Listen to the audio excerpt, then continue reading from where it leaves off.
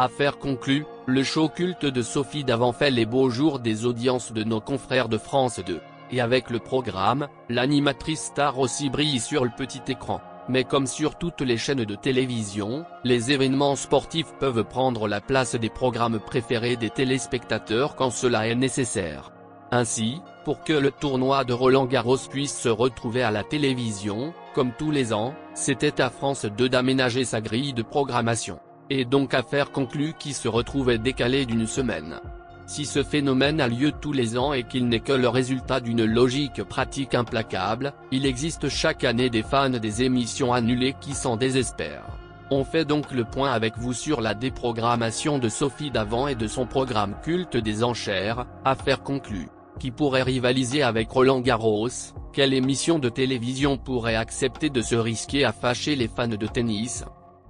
D'autant que ce célèbre tournoi est annuel et qu'il regroupe les plus grands champions. En effet, il était couru d'avance qu'Affaire conclue devrait s'effacer au profit de cet événement sportif. Aussi, il était alors sans doute couru d'avance que le phénomène allait déplaire aux fans invétérés de l'émission de France 2. Et pour cause, cela fait des années que le programme a trouvé sa place sur la deuxième chaîne. Des années qu'il passe à la même heure et que Sophie Davant présente des objets exceptionnels qui se retrouvent ensuite en salle des ventes. Les fans d'Affaire conclue adorent ainsi découvrir des objets insolites. Cela leur permet de faire le point sur leur connaissance en histoire de l'art d'une part.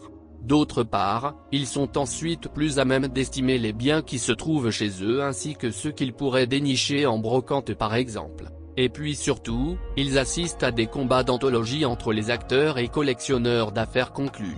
Comme Sophie Davant, les fans du programme sont fascinés de voir à quel point les prix peuvent grimper lorsqu'un objet a tapé dans l'œil des acheteurs. Il n'empêche que malgré toutes les qualités d'Affaires conclues, le programme ne pouvait pas se maintenir si un match de tennis du tournoi de Roland-Garros devait se jouer. Ainsi, le 30 mai dernier, le public a été contraint de faire une croix sur son programme favori. Sophie Davant et ses équipes ont donc été amputées d'un épisode mais rassurons-nous, tout le monde était de retour la semaine suivante, le 6 juin. En effet, dès la semaine suivante, Sophie Davant et tous les membres d'Affaires conclues étaient de retour sur France 2. Et les critiques du public pouvaient ainsi se faire doucement oublier. Cependant, comme le soulignent nos confrères au magazine La Journée de la Femme Digitale, même des membres d'Affaires conclues avaient de sévères critiques à faire sur l'émission. D'une part, ils sont nombreux à estimer que le programme animé par Sophie Davant manque cruellement d'une dimension culturelle.